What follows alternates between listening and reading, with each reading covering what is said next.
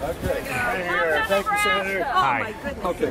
Have a rest. Nice to see you. How's everything going? Or you've been traveling a lot? Okay. Yeah. All right.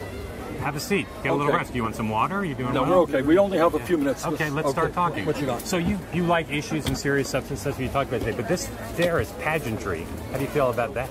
Well, my speech was not pageantry. Yeah. And the reason, as I understand it, we have brought out more people to this soapbox than any other candidate is precisely because we are talking about real issues. And what real issues are is the fact that the middle class of America is disappearing. We have the highest rate of childhood poverty of any major country, and almost all of the new income and wealth is going to the top 1%. That is a real issue. A real issue is that our campaign finance system, and let me underline the word, don't misquote me on this, it is a corrupt system. The United States, who's corrupt? It is corrupt. Who are the corrupt people? The Supreme Court that gave us Citizens United created a system in which billionaires can buy elections.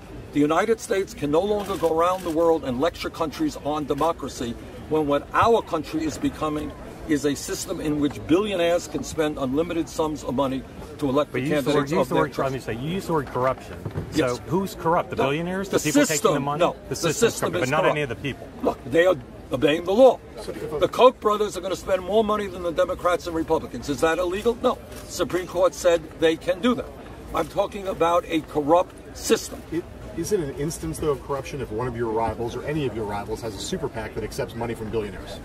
I think the whole entire system is corrupt. I don't know. I think I may be, I'm not sure, the only candidate that doesn't have a super PAC. And we are going to try. And let me tell you, it ain't easy. But presumably, if the system is corrupt, if there's a corruption there, if a candidate for president, Republican or Democrat, is taking unlimited donations from billionaires, that would seem to be the perfect example of what you're talking about. That would seem to be a corrupt act. No, the system is corrupt. And where people will tell you, hey, the system allows me to do that, I will do that. They're not breaking the law. Super PAC is what the law says. What I am talking about is, and I think you're seeing, by the way, across the political spectrum, not just progressives, conservatives, are saying, what sense does it make when one family, an extreme right-wing Koch family, can spend more money than either the Democratic or Republican parties? And what the media, I think, has got to do is finally call a spade a spade. That is not democracy. That is called oligarchy, where you have a nation in which a handful of billionaires control the political process. Equally true for Tom Steyer and George Soros? Yes, it's true for any billionaire.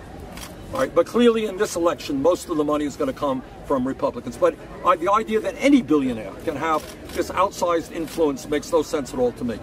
What is also going on is that for the last 40 years, the American middle class continues to disappear.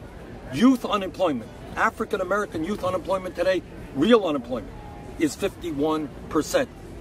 We have elderly people trying to make it on $12,000, $13,000 Social Security, and you got Republicans talking about cutting Social Security rather than expanding it.